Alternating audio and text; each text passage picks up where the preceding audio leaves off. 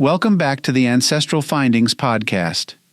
In this episode, we journey to Marceline, Missouri, the Disney family farm, and the birthplace of Walt Disney's imagination. Discover how this unassuming 40-acre patch of land shaped the creative genius behind the magical kingdom we know today.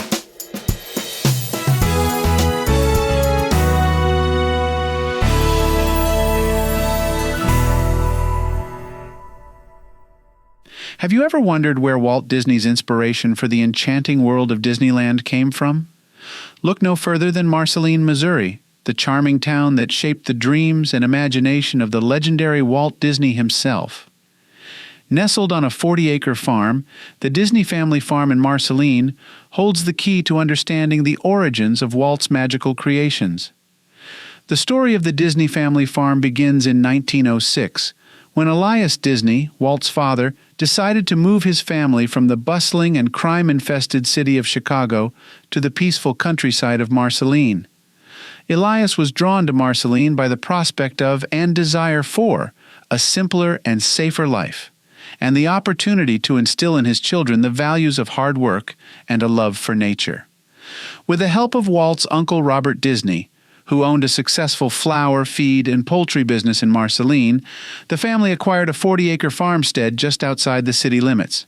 The land came with a house perfect for the young family. The farm cost $3,000, which Elias paid off in installments. It had previously been owned by a Civil War veteran named William Crane.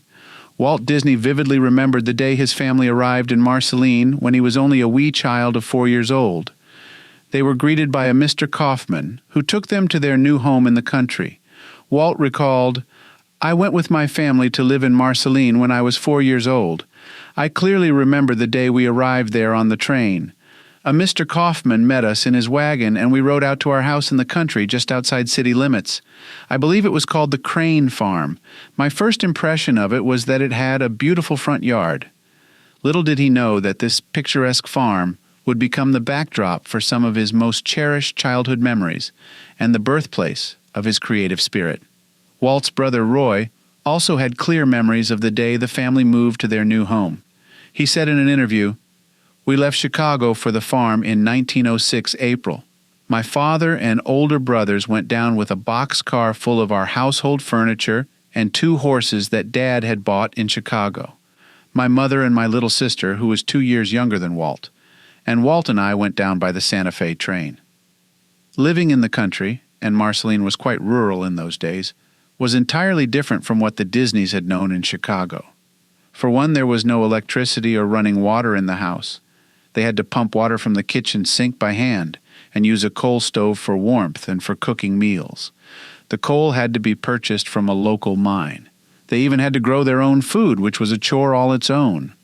Walt's 2 older brothers, Herbert and Raymond Disney, did not enjoy farm life, having essentially grown to young adulthood in the city. When their father demanded they help him pay some of the farm's bills after they earned a substantial sum from growing and selling their own crops on the farm, the pair withdrew all their earnings from the bank, snuck out of their bedroom window, and took a train back to Chicago.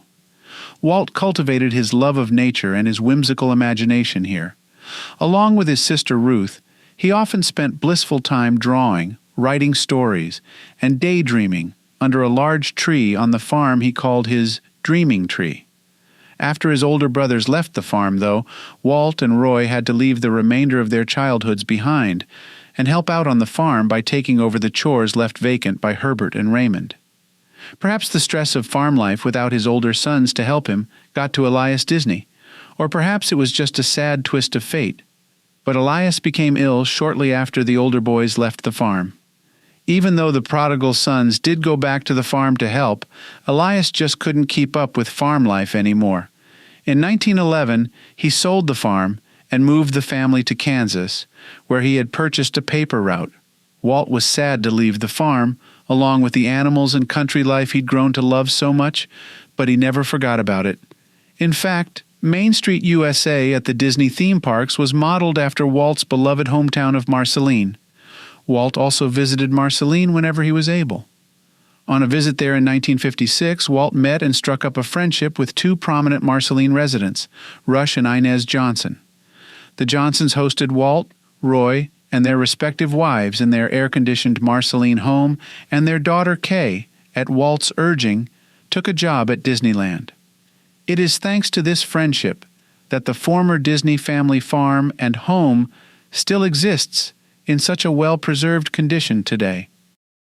Walt had a top-secret project for Marceline in mind, a project he first envisioned on the visit where he met the Johnsons. The farm had had many other owners over the decades since the Disneys moved from it. In order to keep it safe for his project, Walt asked the Johnsons to buy it, which they did. They eventually sold it to Roy Disney, but after Walt passed away and it was clear his Marceline project was not going to happen, Roy sold the house back to the Johnsons. It was around that time that Kay Johnson, after a nice career at Disneyland, was longing for the home comforts of Marceline.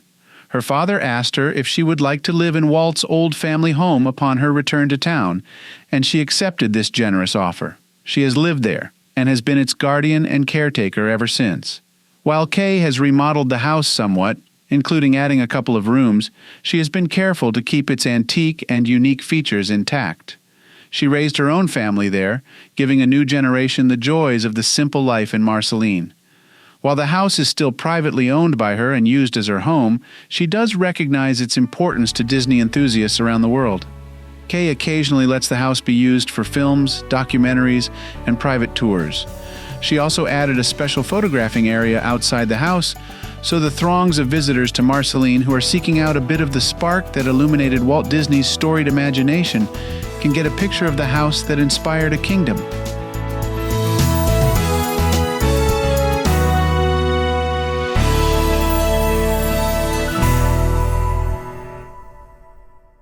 Thank you for joining us today on the Ancestral Findings podcast. For additional resources and exclusive treats, visit ancestralfindings.com. You can grab a complimentary genealogy ebook, benefit from a free genealogy lookup, and even participate in our weekly historical postcard giveaway. It's a treasure trove for every family history enthusiast. Your support by listening to the podcast genuinely means the world to me. If you want to support us in more ways, consider supporting us on Patreon or PayPal. Every contribution aids in delivering valuable content and continuing our free genealogy lookup service. From all of us at Ancestral Findings, thank you for being an integral part of our family history community since 1995. I hope you have a wonderful day, and as always, happy searching! Happy